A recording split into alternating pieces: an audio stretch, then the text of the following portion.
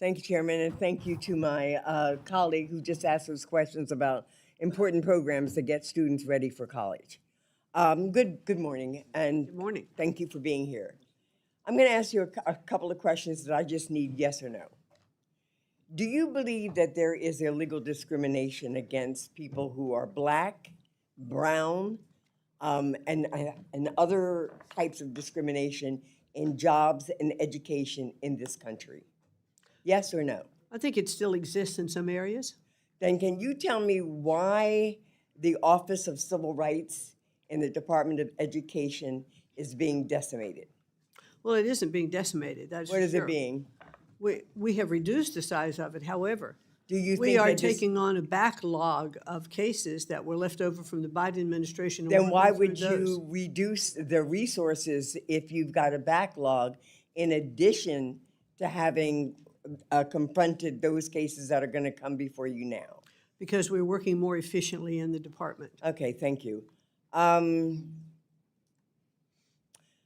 I've got real serious questions regarding your commitment to civil rights, to our students, to our teachers, to our faculty, and places of that nature. Do you believe that migrant students should have access to public education resources? Well, migrant students do have access. Do at you this believe point. that they should continue? In some instances, yes. Okay. Do you believe that the position of this administration to reduce the resources and the support to migrant students, at the same time they've encouraged and perhaps facilitated the coming to this country of white South Afrikaners? I'm not sure. Is an issue of favoritism and prioritization of white over color? Well, if I am going to have to take a couple of minutes to answer this.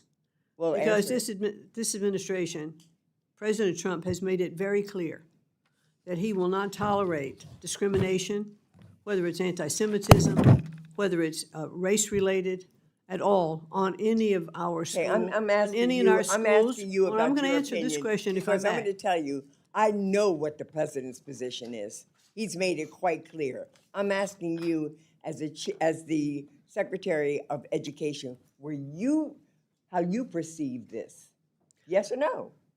If this is I not am an the Secretary- illustration of replacement and favoritism, say no. If it I is, am- say yes. I am the Secretary of Education who has been approved to run this agency by Congress, and I was appointed by the President, and I serve at his pleasure under his mandate. So therefore, the Thank you. direction of his administration is what appreciate I will follow. Do you recognize the fact that one of the important reasons that the federal government got into public education was to establish that there would be standards so that children would be treated equally in pursuing education, that states had been found to discriminate against black students in particular in many of the states, and that to send that responsibility and authority back to the states would just enhance those disparities, again, considering the environment in which this president continues to foster about who's important and who's not?